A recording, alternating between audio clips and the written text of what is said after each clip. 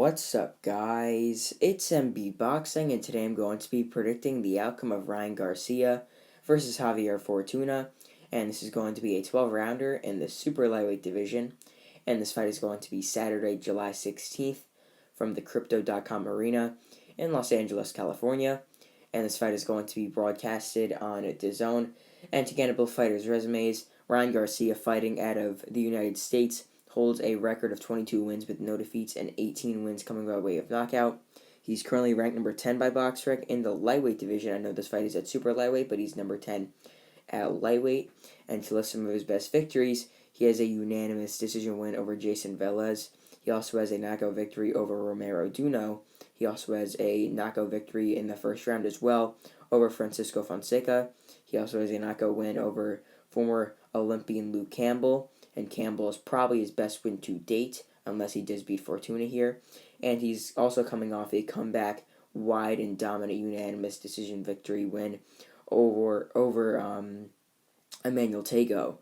And to get his opponent's resume, Javier Fortuna, fighting out of the Dominican Republic, holds a record of 37 wins with 3 defeats and 1 draw, with 26 wins coming by way of knockout. He's currently ranked number 24 by BoxRec in the lightweight division. And, I mean, although 24 is actually a great spot considering lightweight has so many talented fighters, I think Fortuna should be inside the top 15, and I think Garcia should definitely be well inside that top 10, like maybe number 6, somewhere around there, maybe number 7.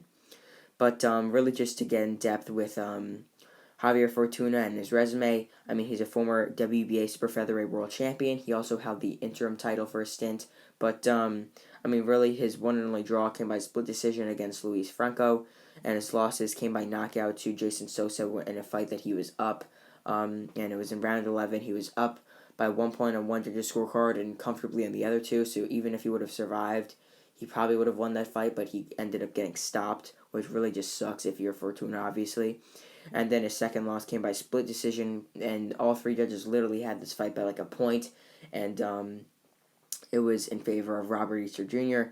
But his most recent loss was, I mean, a bit less, I guess you could say, tough, because, I mean, Joseph Diaz Jr., who he did lose to by unanimous decision, I mean, clearly won the fight, and that fight happened, I mean, really just like over a year ago. You know, it happened July 9th, 2021, and it was a very competitive fight at some points, but then Diaz started to really take it over, and Fortuna looked a bit beaten towards the end of the fight.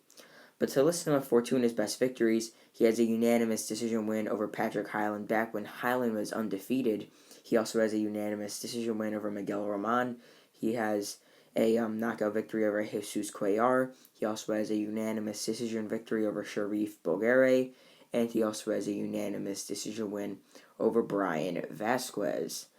So in my opinion, this fight is going to go in favor of the young and rising Ryan Garcia. Ryan Garcia is a former interim WBC lightweight champion, had that title stripped due to inactivity, didn't get a shot, obviously, at the world title.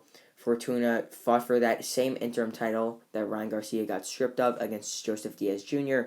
Diaz Jr. won it and then got that shot against Devin Haney. But these two were supposed to fight actually a year ago on the exact date that Fortuna fought Diaz, and obviously I think Ryan Garcia pulled out for something about like mental health or whatever. I'm pretty sure that's what it was. He was getting a lot of backlash for that by the YouTube boxing community, but yeah, now the fight's finally happening. Ryan Garcia, I mean, looks to be in a better space. I mean, he's got a new trainer, obviously. He looks very, very in shape for this fight. I don't know what it is with their conditioning or whatever. I mean, he looks really in the best shape of his career. He's now with Joe Goosen as opposed to with Eddie Reynoso in the Canelo team. And yeah, I mean, so far it looks pretty good for him, even though a lot of people were really confused on why he would have left Eddie Reynoso, who's recognized as the best trainer in the world. But Joe Goosen's also a great trainer. He was also able to train Chris Arreola in his last couple fights. So, yeah, I mean, Joe Goosen's getting some nice stablemates in his gym, and he's starting to really just build up a decent gym, although, I mean, he's had years of years of being a commentator on PBC, although he was a trainer for years, now training Ryan Garcia, and among other fighters. But back to the fight, Ryan Garcia, he likes to come forward, very young, very popular fighter. I think he's going to come forward a lot in this fight. Although he has the height and reach advantage over Fortuna, which could be key for counterpunching, I think his style is really going to show in this fight. And that style is just coming forward and throwing big, powerful combinations to really just hurt your opponent. I mean, we've seen this in every single Ryan Garcia fight. He's always the aggressor, and I mean, so far in his career, he has not met someone who also has that style, and I don't think he'll be meeting someone with that style for a while unless he faces someone like, I mean, I don't even know if I'm going to be 100% honest. I mean, maybe a Teofimo Lopez, because I know Tank Davis likes to come forward a lot in his opponents, but I think against Ryan Garcia, Tank Davis would box and just counterpunch him a lot, as opposed to obviously coming forward and facing that big right hand that Garcia does have. But yet again, Davis is a big left hand. But the thing is, Javier Fortuna, I think he's a little bit taller than Gervonta Davis. Maybe he's 5'7" or 5'6", somewhere around there. He has a very much shorter reach than Ryan Garcia.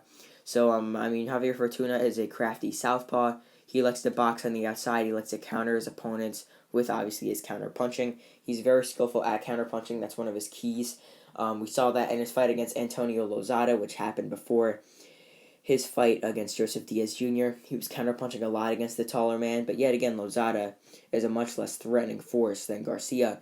So just to really just talk about this fight round by round, just to get into it, I think round number one, or should I say the first earlier rounds, like the first 4 rounds could be actually pretty competitive, because that's where I think Javier Fortuna is going to be able to land most of his shots, and those are the rounds that Garcia is going to be figuring out the crafty southpaw in Fortuna. So I think that Javier Fortuna will be dancing around on the outside, maybe coming forward a little bit to throw a shotter there. But otherwise, I really think it's going to be Fortuna primarily on the outside, trying to counter Ryan Garcia, even though he's the smaller man. I mean, that's just his style that he's been doing for years. So, I mean, really just depending on the opponent, he could come forward sometimes, but I don't think he's going to want to come forward against a power-punching, much taller man. But, yeah, I think in the earlier rounds, Fortuna will land a lot of nice counter-punches on Ryan Garcia, who I think will be coming forward in this fight, really primarily throughout every single round. I think Garcia will be coming forward. And I think that after 4 rounds, it could be 38-38, something like that, maybe 39-37, either way, but it could be pretty close after 4 rounds.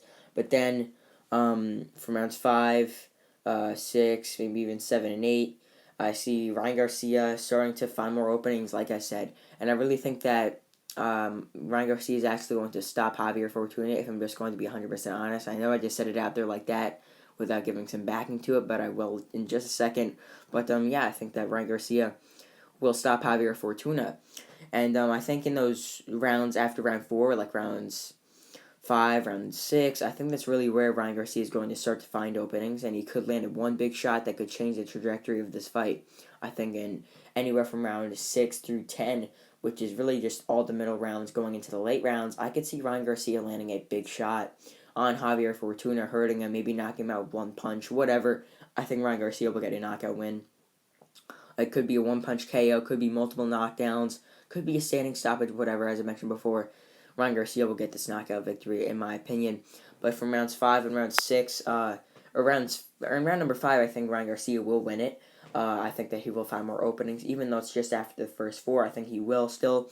So I think that after 5 rounds, it could be 48-47 either way. But then in round number 6 through 10, I could see Ryan Garcia getting a stoppage victory. And leading up to any stoppage at any point in this fight, besides obviously the first couple rounds, I could see this fight being kind of close in the scorecards, considering that Javier Fortuna is got a very, very good counterpunching style. But let's say this fight goes maybe 9 rounds. It could be like after 8, it could be maybe 78-74 for Garcia, because we could see Fortuna start to lose some more rounds, or it could be 77-75. It could be pretty close on the judges' scorecards. But then let's say it goes past 6. It could be 57-57, could be 58-56. It could be really, really tight on the judges' scorecards. But I think it will obviously not need to go to the judges' scorecards, because I think that Ryan Garcia will get the knockout victory. So comment down below your thoughts on this fight, who you think is going to win, and what do you think is next for either man depending on whether they win or lose.